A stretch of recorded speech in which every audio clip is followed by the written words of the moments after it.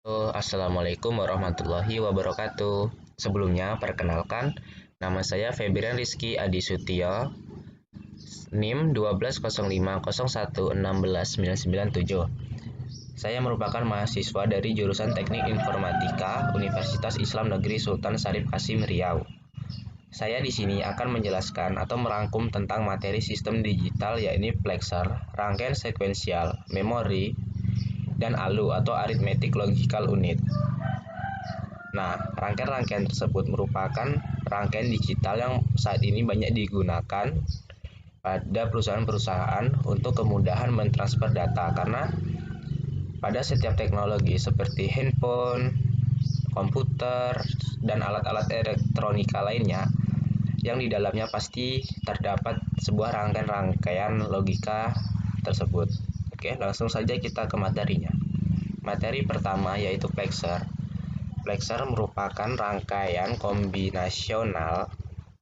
Nah, rangkaian kombinasional ini adalah rangkaian yang outputnya hanya tergantung pada input pada saat itu. Nah, pada prinsipnya, rangkaian kombinasional ini penerapan dari aljabar boolean, yang dimana operator logika yang dapat digunakan aljabar boolean adalah inverter atau NOT, perkalian, logika AND, dan penjumlahan, yaitu logika OR. Oke. Untuk yang pertama, yaitu multiplexer. Nah, multiplexer atau data selector adalah rangkaian logika yang menerima beberapa input data digital dan memilih salah satu input dan diteruskan ke output. Berarti dapat diartikan, multiplexer ini dia memiliki banyak input dan hanya mengeluarkan satu output. Nah, data yang diteruskan ke output ini dan ditentukan oleh input selector. Nah, input selector ini merupakan sebagai penentu yang akan di mana input akan diteruskan ke output. Nah, akan ditentukan pada selektor ini. Oke. Langsung saja kita ke contoh rangkaian multiplexer. Nah, contoh rangkaian multiplexer yang saya gunakan yaitu input 4 dan output ke 1.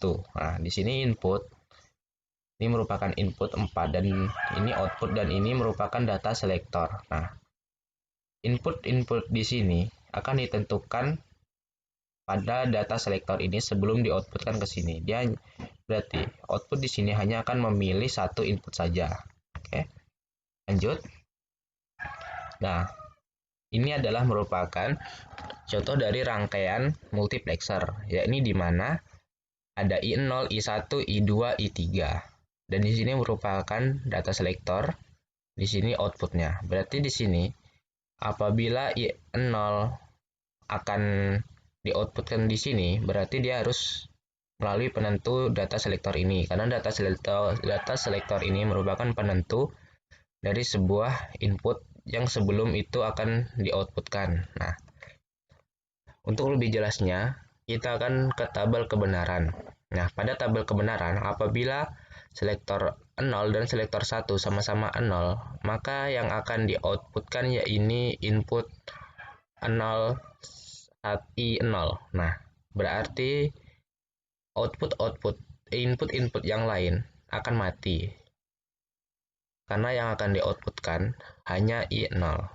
Dan untuk apabila selektor 0-nya 0 dan selektor 1-nya 1, maka yang akan diinputkan yaitu I1. Yang lainnya akan mati. Nah, dan seterusnya, karena setiap data selektor ini hanya akan memilih data selektor ini akan memilih beberapa input ini, hanya akan memilih satu input saja untuk diteruskan ke output. Oke, paham ya sampai sini? Semoga paham. Lanjut kita ke demultiplexer. Nah, untuk demultiplexer ini atau disebut juga data distributor, demultiplexer merupakan kebalikan dari multiplexer. Nah, berarti bisa diartikan demultiplexer ini dia hanya memiliki satu input dan akan mengeluarkan banyak output. Nah, bisa dilihat di sini. Dia hanya memiliki satu input dan input tersebut akan diseleksi oleh data selektor untuk dikeluarkan di output berikut ini. Dia hanya akan memilih satu output saja. Nah, untuk lebih jelasnya. Nah, Ini adalah contoh rangkaian dari demultiplexer. Oke. Di sini EB merupakan input dan B3, B2, B1, B0 merupakan output. Nah, yang akan diseleksi oleh data selektor yaitu A1 dan A0. Oke. EB merupakan input. Nah, input ini akan diteruskan ke output salah satu di sini yang sebelumnya akan diseleksi oleh data selektor. Oke. Ini pada tabel kebenaran, apabila A selektor 1 dan selektor 0-nya 0 sama-sama 0, maka yang akan di-outputkan ya ini B0-nya. Input yang akan diteruskan ya ini ke output B0 dan seterusnya.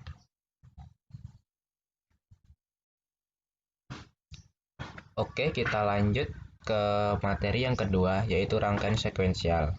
Rangkaian sekuensial adalah rangkaian yang kondisi keluarnya dipengaruhi oleh kondisi masukan dan dalam keadaan keluaran sebelumnya. Nah, atau juga bisa dikatakan sebagai rangkaian yang bekerja berdasarkan urutan. Nah, pada rangkaian sekuensial ada macam-macamnya yaitu rangkaian flip-flop, rangkaian counter, dan rangkaian register. Oke, yang pertama yaitu rangkaian flip-flop. Nah, rangkaian flip-flop ada rangkaian utama dalam logika sekuensial. Berarti logika sekuensial ini yang utamanya yaitu adalah flip-flop. Nah, flip-flop mempunyai pengingat atau memori yang mampu melakukan penyimpanan data sesuai dengan kombinasi masukan yang diberikan kepadanya. Nah, nama lain dari flip-flop adalah multifibrillator stabil. Nah, di mana outputnya adalah tegangan rendah 0 dan tinggi 1, berarti hanya ada 0 dan 1. Nah, ciri utama dari flip-flop adalah keluaran 0 dan ciri utama dari flip-flop adalah keluaran key dan key bar yang selalu berlawanan. Jika key sama dengan 0, maka key bar sama dengan 1 dan sebaliknya. Jika key sama dengan 1, maka key bar sama dengan 0. Oke. Nah, berdasarkan penyimpanannya, flip-flop dapat digolongkan atas atau jenis-jenis flip-flop berdasarkan cara penyimpanannya ini ada RS flip-flop. Nah, RS flip-flop ini merupakan salah satu jenis yang mendasari flip-flop.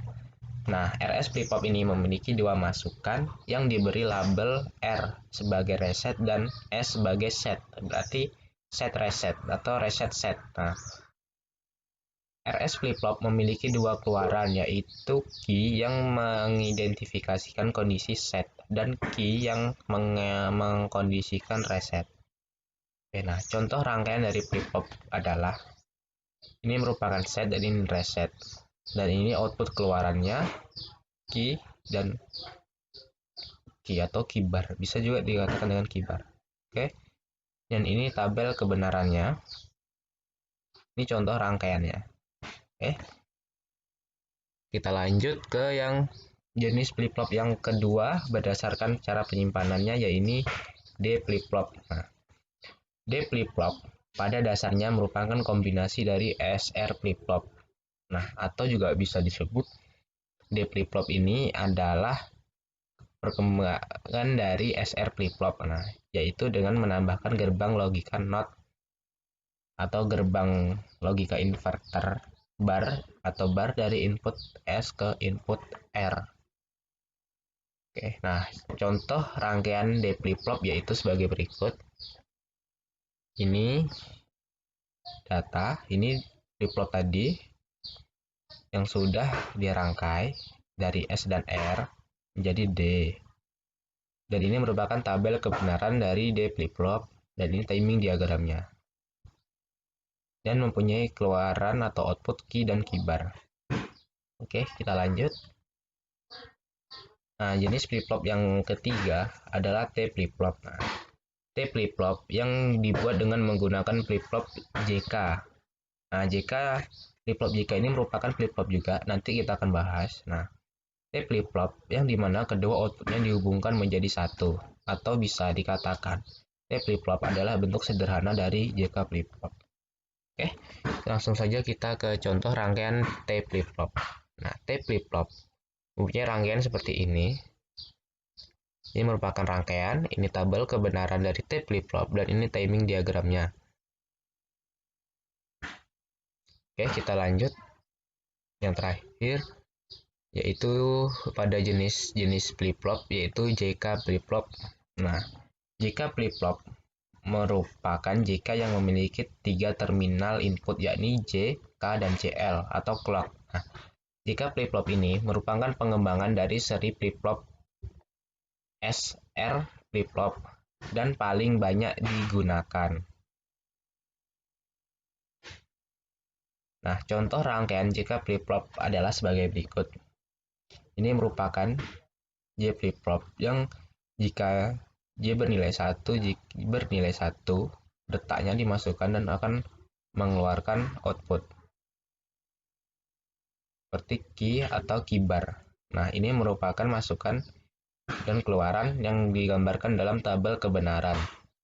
Nah, jika flip-flop ini paling sering digunakan untuk diimplementasikan pada rangkaian logika, karena jika flip-flop mudah untuk dipahami. Oke. Lanjut kita ke materi berikutnya, yaitu counter. Rangkaian counter atau yang disebut juga penghitung atau pencacah adalah logika sekuensial yang dapat dipergunakan untuk menghitung jumlah pulsa masuk dan dinyatakan dengan bilangan biner. Pada umumnya, counter dibentuk dari rangkaian flip-flop yang jumlahnya disesuaikan dengan kebutuhan. Nah, pada peralatan elektronik yang banyak dipergunakan, sistem digitalnya adalah rangkaiannya yang berisi suatu alat dan dapat mengontrol urutan operasi pertama. Nah, alat tersebut ya ini dinamakan rangkaian counter ini. Oke, lanjut. Nah, counter menurut setiap flip-flop, maka counter dapat dibagi menjadi dua, yakni asynchronous binary counter dan synchronous binary counter. Sedangkan menurut hitungan yang terbentuk pada outputnya, maka counter dapat dibagi menjadi up counter, down counter, dan up down counter. Nah, kita akan jelaskan satu-satu. Yang pertama yaitu up counter. Up counter yaitu bilangan biner dengan urutan dari bawah ke atas. Berarti up counter ini dia akan menghitung dari urutan bawah ke atas, misalnya dari 0 sampai 8. Nah, ini adalah contoh rangkaian dari counter, up counter. Ini dimana key, clock dimasukkan dan akan dikeluarkan pada key dan clock dan key yang pertama, L yang pertama akan dilanjutkan dengan flip-flop yang kedua dan seterusnya. Nah, ini adalah salah satu contoh JK flip-flop. Nah, karena JK flip-flop banyak sekali digunakan pada rangkaian digital. Lanjut. Down counter. Down counter adalah menghitung bilangan biner dengan urutan dari atas ke bawah. Nah, down counter ini adalah kebalikan dari up counter. Contoh dari down counter ialah apabila dia menghitung misalnya dari angka 15 sampai 8. Nah, dia akan menghitung 15, 14, 13, dan seterusnya sampai 8. Nah, contoh rangkaian dari down counter yakni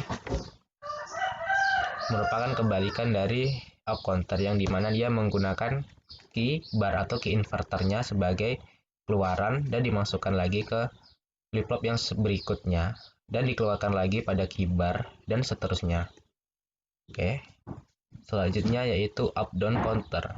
Nah, up down counter ini dapat melakukan perhitungan dari ke atas dan juga bisa dari ke bawah. Berarti up down counter ini adalah gabungan dari up counter dan down counter.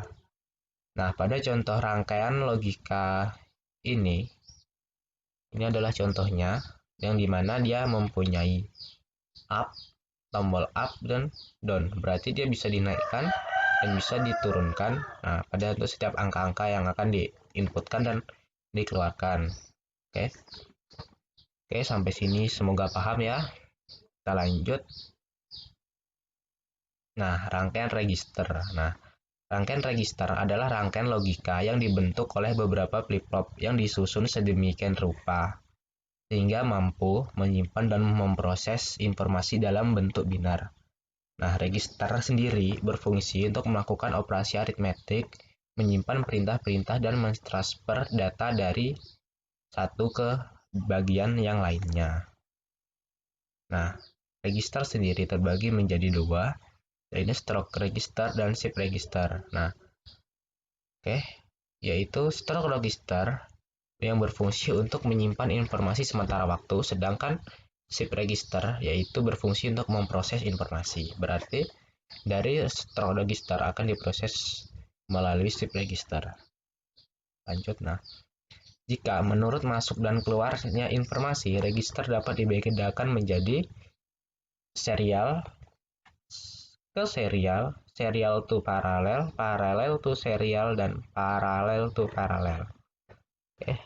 Lanjut. Nah, ini adalah contoh rangkaian storage register yang dimana dia akan mempunyai D, D0, D1, D2, dan 3 yang akan di-outputkan. Lanjut. Nah, ini adalah rangkaian shift register. Shift register adalah untuk menyampaikan informasi, yakni ini contohnya rangkaiannya.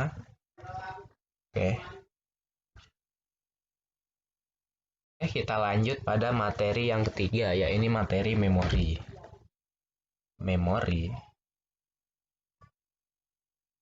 Memori sendiri adalah tempat media menyimpan data atau informasi pada komputer.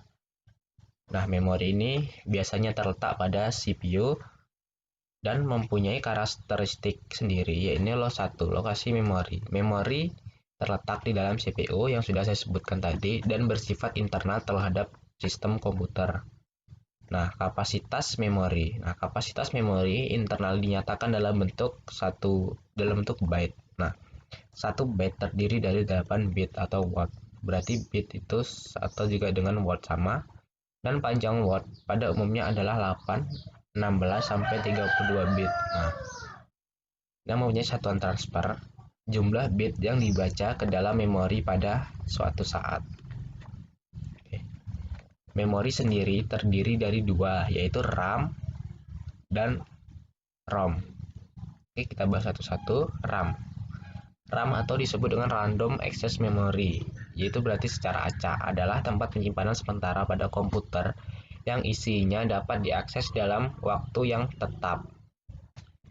Nah, RAM hanya sebagai tempat penyimpanan sementara saja saat kita menggunakan komputer atau software tertentu.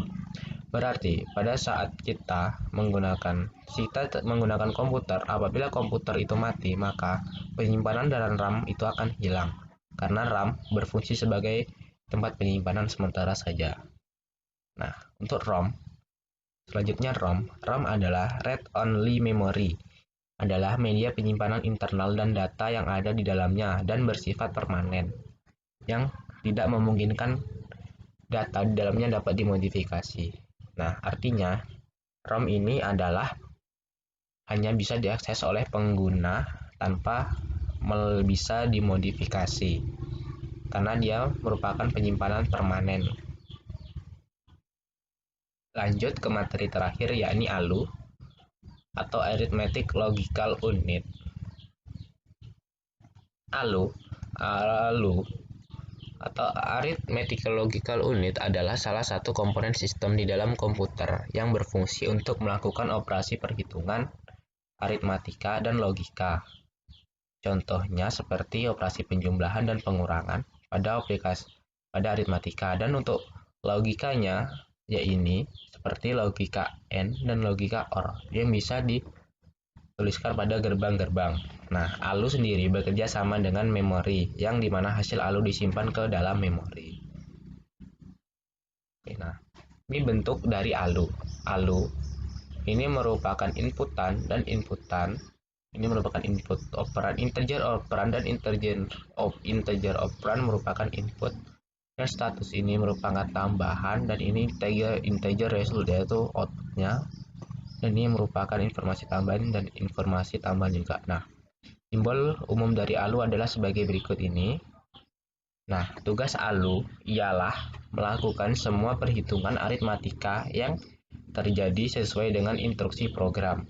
Tugas lain dari ALU melakukan keputusan dari operasi logika sesuai instruksi program. Nah, oke, berarti ALU ini merupakan komponen yang merupakan penting juga di dalam sebuah CPU komputer, karena dia sangat berperan penting.